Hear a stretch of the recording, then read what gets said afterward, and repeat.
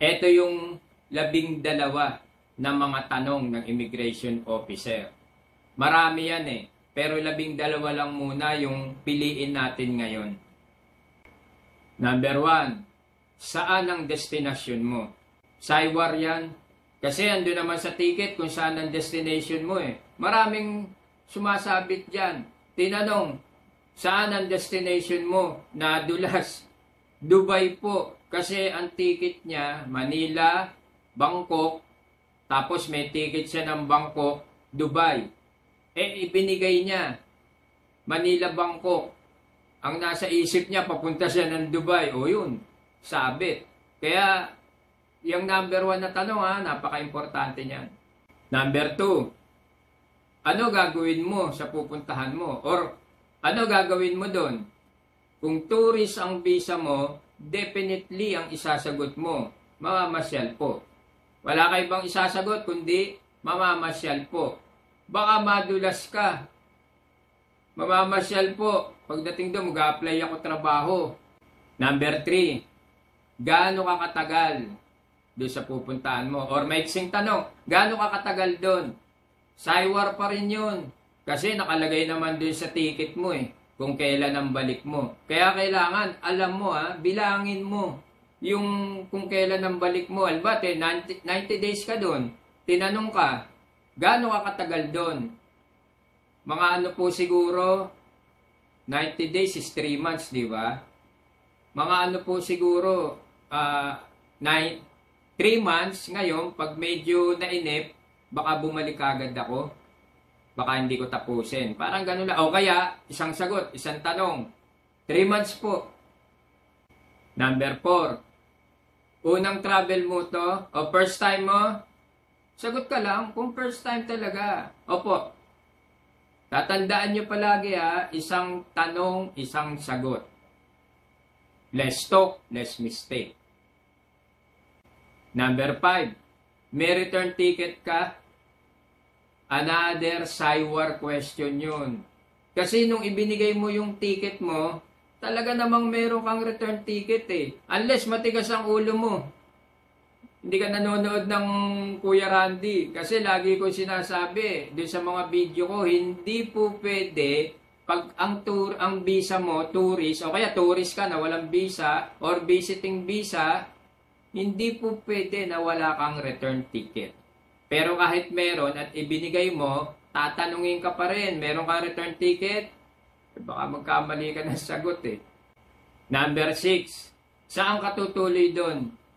Kung ikaw, tourist ka na walang sponsor, of course, iaabot mo yung hotel booking mo. Dapat may hotel booking ka. Pag wala kang hotel booking, wala kang sponsor, definitely, dalawa pwedeng mangyari sa'yo. It's either i-upload ka or pabiling ka ng ticket nung mismong oras na yon. Paano kung wala kang pambili? Pag wala kang pambili ng return ticket, ibig sabihin hindi ka totoong turista. So dun din nakikita kung totoong turista ka.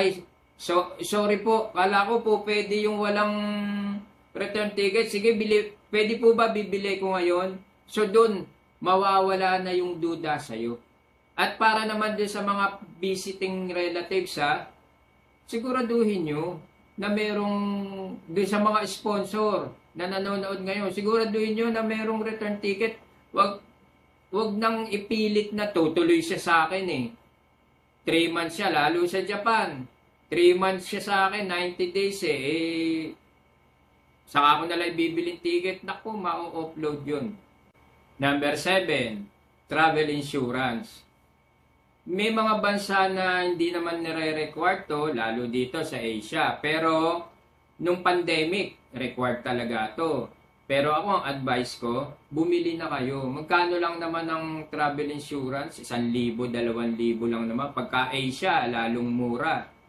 Para na rin sa safety nyo. Saka para kung ano itanong sa inyo ng IO, may maibibigay ka. Kasi parang lumalabas rin yun, totoong turista to. Kasi may travel insurance.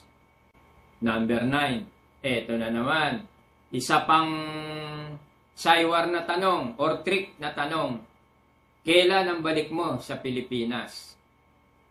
Ang tanong ng immigration parang investigador talaga. Pabalik-balik, halos paulit-ulit yan. Kailangan ang sagot mo, paulit-ulit din. Yung tanong kanina, gaano ka katagal doon? Halos the same yun nung tanong na, kailan ang balik mo sa Pilipinas?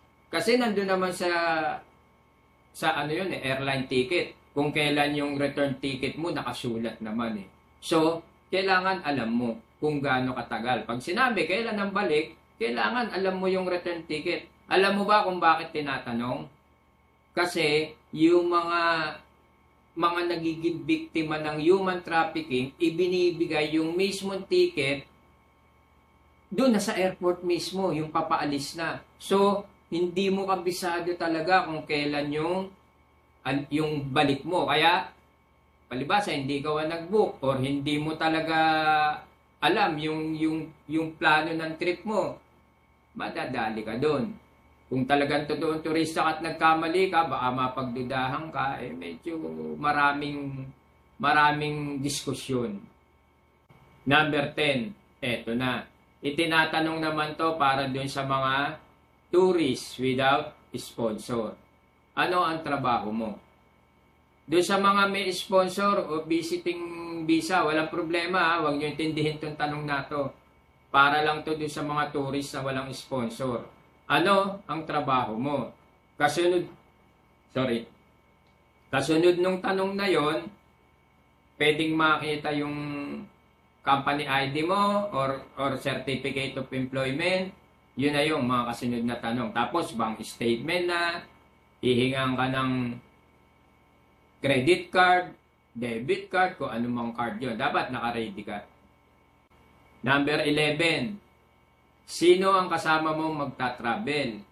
Or, sino kasama mo? Mga ganun lang ang tanungan dyan eh. Sino kasama mo? Pag ang kasama mo, family, tapos na. Halos tapos na agad ang usapan. Kasi pagka family, alam mo, sa totoo, pagka ikaw mag-a-apply ka ng trabaho, hindi mo naman, wala kang pera sa madaling salita, kaya ka nag-a-apply ng trabaho doon. Pero hindi naman para bigyan mo ng ticket yung lahat ng pamilya mo para sama-sama kayong umalis, para pagdating doon, ihiwalay ka. Kasi alam na rin na immigration officer yun ha, yung kasama yung nanay o kaya yung isang kapatid, pagdating doon, maghihiwalay. Uuwi yung nanay, uuwi yung kapatid, yung tutuloy doon sa kung saan man, hindi na babalik. Kaya kung marami kayo, lalo na kung may kasamang bata, mas mainam. No question asked yun, kadalasan. Number 11, bakit isa ka lang na magta-travel? Eto na, pumapasok na yung babae, solo traveler, first time magta-travel, ayun eh. Talagang yun, red flag na antimano yun. Kaya, pagka ganun ang sitwasyon mo, yung lahat ng binanggit ko, pag-aralan mo ng mabuti para iwas sa offload. Ganun. Kasimple yun.